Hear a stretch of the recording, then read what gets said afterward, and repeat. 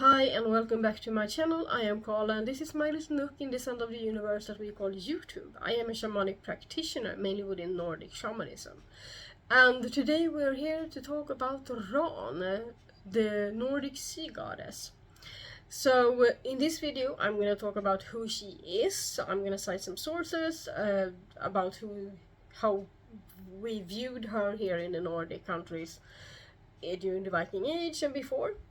And after I've talked about who she is, I'm going to talk about my relationship to her, and then I'm going to go into how I celebrate her and honor her, and for what purposes that I might honor her and summon her.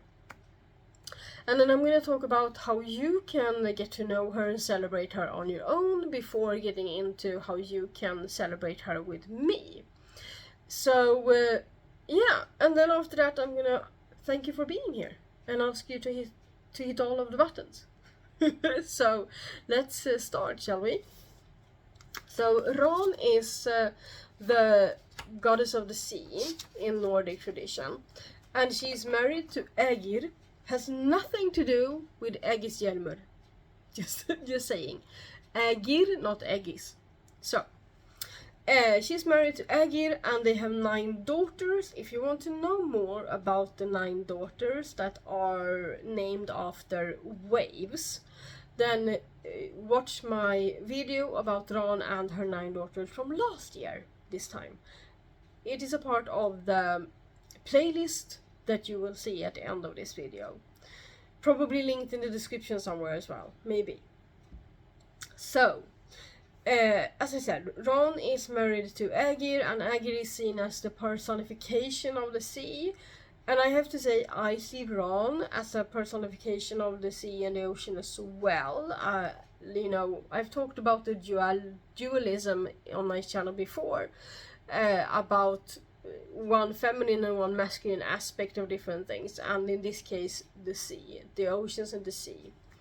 So Ran is often in older sources described as dangerous to humans because she seduces, lures and captures humans and drags them down to her domains. And she is said to have a net to do this with, and that she is actively seeking people to draw down to her halls, the halls that she shares with Ägir. So of course you drown when she captures you, and when you drown you stay with her, your soul stays with Ran. So this means that people that die at sea, they go to Ran and Ägir's halls. They don't go to Helheim, they don't go to Valhall, they don't go to Fornskandinavisk, none of the other places. They stay with Ran. And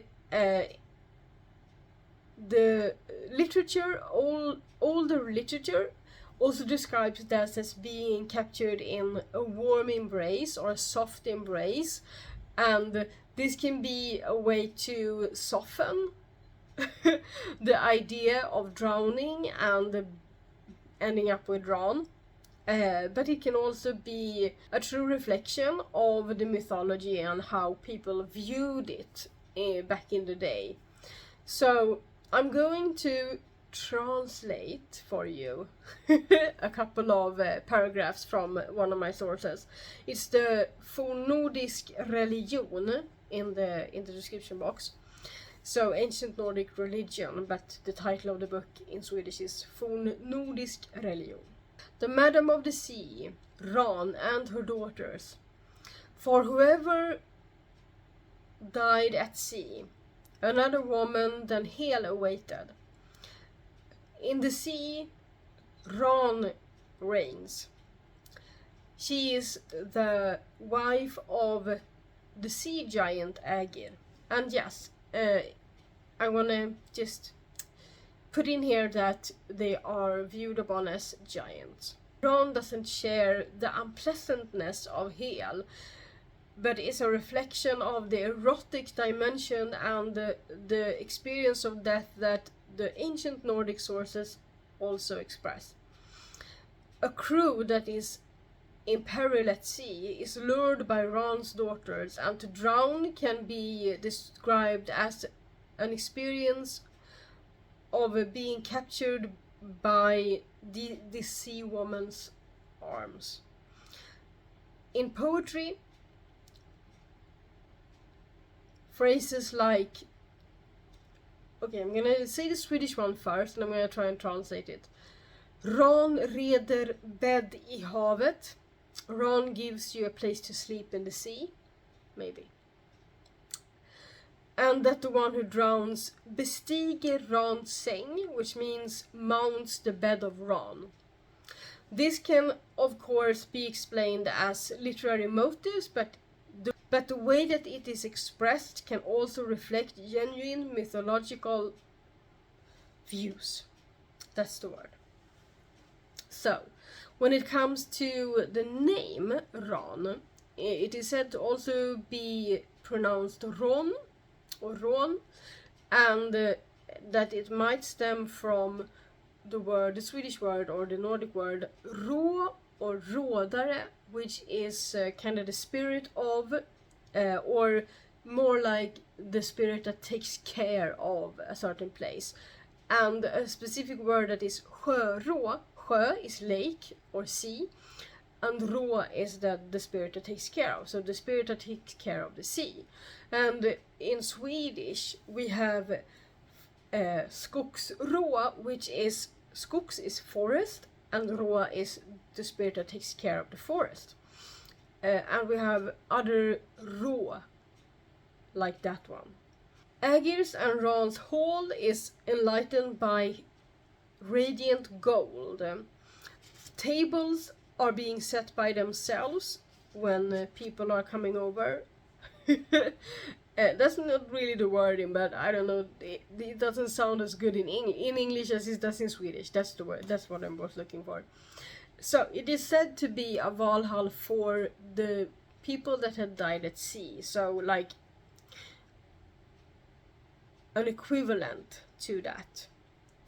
The fire and the shine that can be seen from down under, from like under the sea, could be seen as a pale reflection that is called Mareld. Mareld. And I don't know what that is in English. So that is everything that I have about who she is. And now I'm gonna go into my relationship with Ran. So my relationship with Ran is not a reflection of her as the goddess that robs people of their lives, because that is one of the meanings of her name. Ron means to rob or to take, to thieve almost. So that part of her is not any basis of my relationship with her. That's not really how I see her. It is a common view in the Nordic countries and in Sweden that there are like spirits of water that lures people into the depths. And as I said, that is not any basis of my practice and my view on her, my relationship with her. I work more with her as a goddess of the sea and a goddess of water, the element of water. So the water to me is flows within and without. It's connected to emotions and intuition. So that is kind of how I work with her. And to be honest, the most work I have done with Ran has been to help the seas of the world. I have actually not worked too much with her to help me. She obviously has healing properties as well, because she has the element of water, and water is one of the easiest ways for us to set intentions. We can set intentions and bathe in them, and we can drink them. Don't drink seawater though, you know. But I have mostly worked with her to help the seas and the oceans of the world. I do work with her and honor her in ceremony once a year, in like a proper goddess ceremony, and that is absolutely one of the times where I really honor her and celebrate her.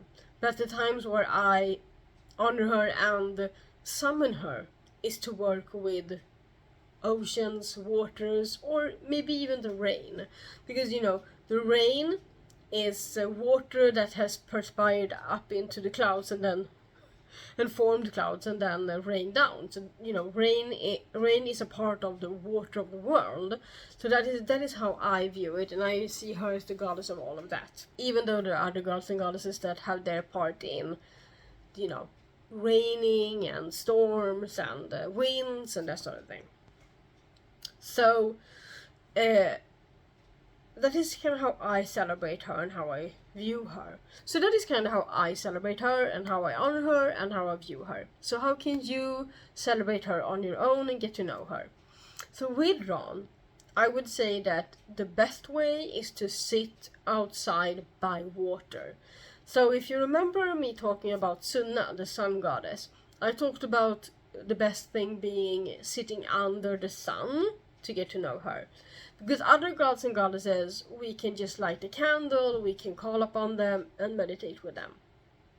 But Ron, with her deep connection to the seas, because she's a personification of that, the best way to do it as a beginner is absolutely to go sit by water. You can, you know, have your feet dipping in the water and then you can sit there. So then there's different layers, right? So the first layer, or the first yeah, that's what I'm gonna say.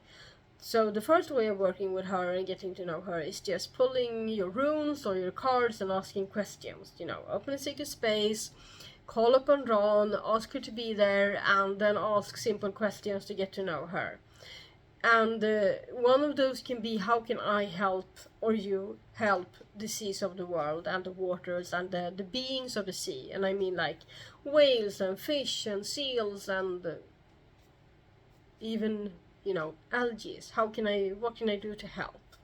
That is a great place to start. And so, depending on how experienced you are working with the spirits of the sea or the spirits that overall and deities and that sort of thing, the next level, not layer, is to meditate. And you can do this outdoors or you can do it indoors. So when you do it outdoors, you can sit with your feet in the water and you can just welcome Ron into your meditative space. Go into meditation, focus on the feeling of the water and the feeling of Ron around you. But don't be out into the water so that you might be pulled down and drown. Don't do that. Just sit like on a pier or whatever, you know, on something, on a stone or whatever, so that you are comfortable and just have your feet in the water. That's what I recommend. So start there, and then as I said, depending on your level of experience, you can go deeper into meditation or journeys. And I really enjoy, you know, taking water from outdoors into ceremony, if I have a ceremony indoors, and then you know, put all of the energies from the ceremonies, my thanks and that sort of thing, into that water, and then bring it back to the same place and give it back to Ron with my gratitude and any healing energies that I have put into that, or intentions. So and that is a segue into celebrating together with me. So to celebrate together with me, you do that on Patreon. And so the best time to join my Patreon for this ceremony is a week before. So the ceremony is on the 4th of August. The best time to join is around a week before that, so that you can get access to all of the information in a good amount of time before, so you know where the ceremony is going to take place, if it's going to be a live on Patreon or if it's going to be outside on Google Meet. Most often it's lives on Patreon for this tier, and it's the tier of Nordic goddesses and other ceremonies. Okay? So join that tier a week before. You will get all of the information, you will know what to bring and how it works and everything like that. So one thing to know is that if you are unable to join, but have, you know, joined so that you can get the recording afterwards, because the recording will be available on Patreon. So I would really love for you to join. to celebrate and honor Ran and meet her in ceremony. And we go into meditation with Ran and meet her in the middle world, and see what she has to teach us, to show us. And it's usually a lovely, wonderful time to honor Ran. And we do this at the beginning of August. I do that in the beginning of August every year. It's called Ran's Fest in Swedish. It works in English as well, like Ran's festivities or Ran's party, if you want to translate it directly. So yeah, that is kind of what I had to say, I think, about Ran and how to celebrate her and summon her and work with her. So thank you for watching, liking, subscribing. If you have any questions, comment. And as I said, there's a whole playlist with videos about gods and goddesses, and I think there's supposed to be a video about Ran and her 9 daughters from last year in there somewhere. And all the links are in the description, and I will see you soon. Walk in beauty, walk with Ran. Xingeling.